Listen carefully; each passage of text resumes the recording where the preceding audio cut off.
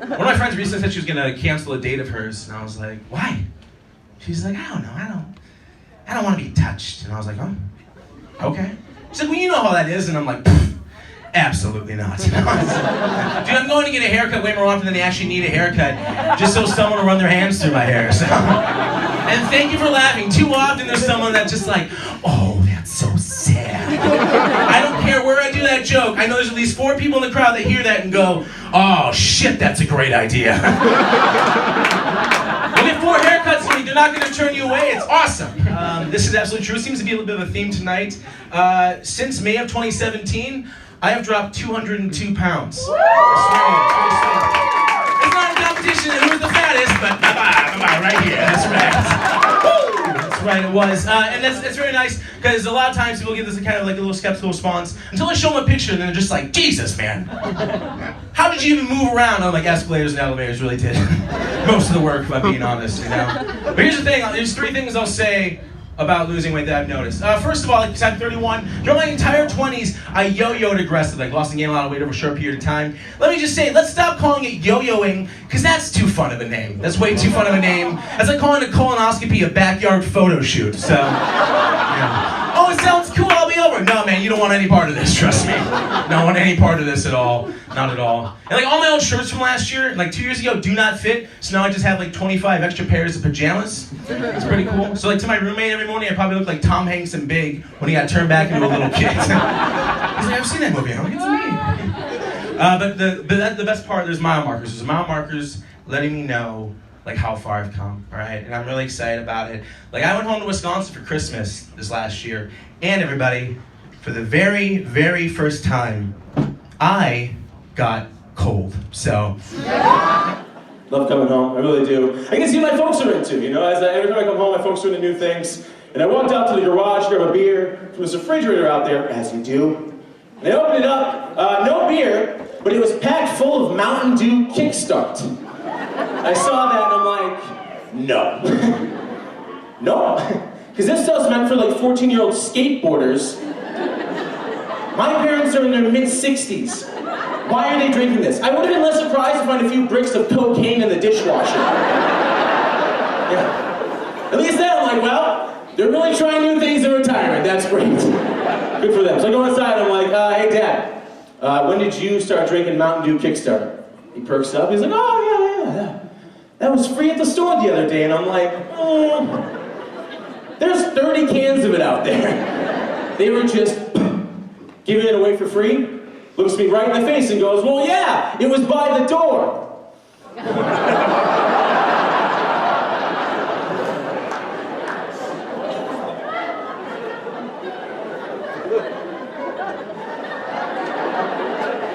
Dad, did it say free anywhere near this Kickstart? He's like, yeah, it was by the door. And I'm like, yeah, maybe stop saying that. Just because it was by the door does not mean it's free. I thought he was going to repeat himself again, and then he just goes, ha, well, when you're right, you're right. And that's all it took to make him realize he had just robbed our local Dave's County Market. Yeah. My favorite part about it is the way he said it, because it was with this like genuine innocence, but also with the conviction of a hardened criminal. You know? I would love to be there for the actual heist in person. Some little cashier is tugging on his flannel, like, sir, could you please put that stuff back? And he's just at the door chucking stuff in the parking lot, like, oh, look at all this free stuff. God, I love this store. And now every time I come home, I expect to find new things he's gotten for free at the grocery store. And I'm gonna walk in the garage and find like a bike rack, giant bubblegum machine, or a Redbox DVD machine just sitting in there. Just be like, Dad, you gotta bring this stuff back to the store. And he's in the living room riding one of those mechanical airplane rides, being like, what are you talking about, son? It's free, it's by the door. So I have a lot of friends who are actors now, and it's fine, but there's one very specific trait that I kind of relate to them. Is a lot of times my actor friends will talk to me about their disappointments as if I don't understand disappointments. And that's silly, because obviously no matter who we are, every single person has profound disappointments throughout their life. For example, last time I went to a Goodwill store, I bought 3 Where's Waldo books. Got back to my apartment and found every Waldo and all the books circled with a Sharpie.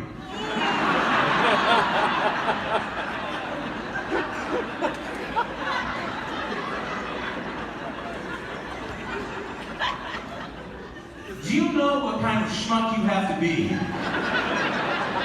to buy those books brand new, take them home, circle each wall like a teacher bringing papers, just like, oh, there he is. Oh, there he is again, great. One more time, great. And then instead of being like, oh, I should probably throw this out, you're like, no, I'm gonna take it to a Goodwill store to ruin some stupid child's day. The child is me at 28 years old. Just trying to relive some nice moments from my youth. Only to be smacked in the mouth by some disappointment. It's nice to be back and everything. And like before I moved to LA, I was an accounting position, and then I made that lateral career move to Los Angeles and drive for Uber. So clearly I'm not going to be making great decisions. And I'll give Uber this, all right? The introductions I get to people are far superior than any office job I've ever had. Give you an example. I'm in downtown Los Angeles. 1 in the morning, guy starts walking up towards my car. Right before he gets in, I see him just pop something in his mouth. He gets in, shuts the door. I don't even get out of, hey, how you doing tonight, man? And he just goes, buddy, I don't know what I just took. But it definitely wasn't acid.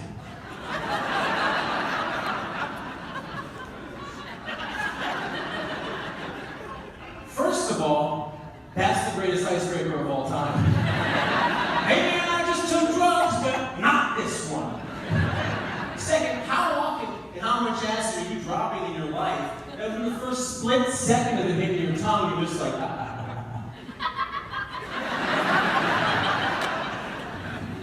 Nope, that's not it. The only thing I can think of is he must be some sort of gross sommelier, right? I see my regular sommelier would grab a glass of wine and be like, well, this is a Pinot, 1994, from the Napa region, will pair very well with any red game meat. This guy just pops stuff in his mouth and he's like, woo! Acid, Czech Republic 2015, pair that with some strobe lights. I tell you, I meet so many people that stick with me. People that are stuck in my head and my heart forever, unfortunately. Lucky enough for me, if you call it luck, I have the 2 most memorable people I've ever had in my car back to back in the same night.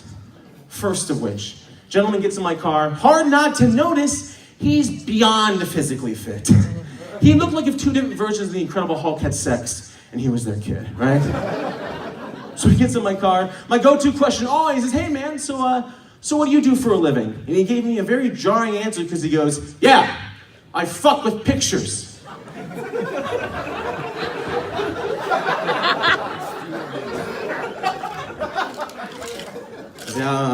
I'm sorry, man. Do you mean you're a photographer? And like, I'm the jerk for clarifying, he goes, obviously. No, not obviously. That's an insanely aggressive way to tell somebody what you do for a living. As I said, I had an accounting position before I moved out to LA. If someone said, hey man, what'd you do back in the Midwest? I would never go, oh, you know, I used to fuck with numbers. Yeah, odd, even, negative fraction, didn't matter. You gave me a number, I fucked with it. You'd be like, all right, psychopath, calm down. Jeez.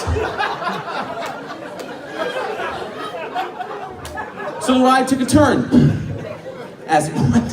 Thought I wasn't from LA, and sometimes people do this thing out there where they like to break down what it's like to live in the city of angels. So he like squares up in the back. He's like, let me tell you something, buddy, about the city of angels, all right? Out here, you're either a shark or you're a guppy fish. Which one are you? And I was like, I don't know, man.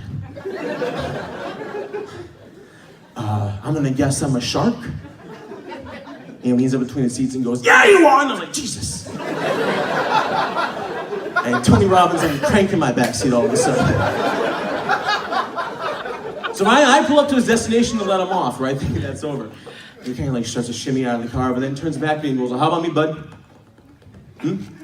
Which one of those do you think I am? And I'm like, oh, I don't know, man. I'm gonna guess you're a shark too? And he smiled and said something I will never, ever forget. He goes, no. Me? I'm a fucking dolphin. And he slammed the door and walked away.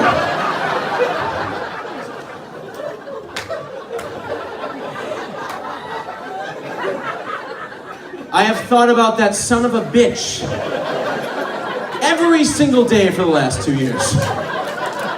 How can you not? So no matter who got in my car next, of course, I had that like really genuine excitement when you meet someone just so damn weird. I could not wait to tell the story to the next person. So this girl gets in my car, right around my age. I swear to you, I tell her the whole story, end with, I'm a fucking dolphin. Her response to this story, word for word, was, oh, well, that's great. He does know that dolphins rape each other, right? What's he saying? He's some sort of rapist?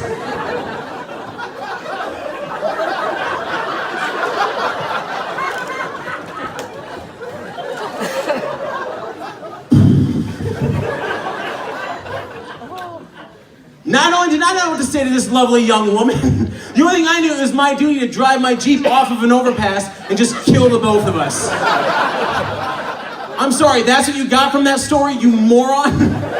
We do not need you around. I'm sorry. Do not need you around. I could have said absolutely anything to her. She would have made it negative somehow. I could have invited her to a nice thing and be like, hey, we're going to have a campfire on the beach. Does that sound fun? Would you want to join my friends and I? And she'd be like, oh. Well, that's great. You and your friends are gonna go burn some wood, huh? Because you know who else burns wood in the shape of a cross? The Ku Klux Klan. Hope you and your racist little friends have a great time at the beach. And so we're dating now. She's terrible.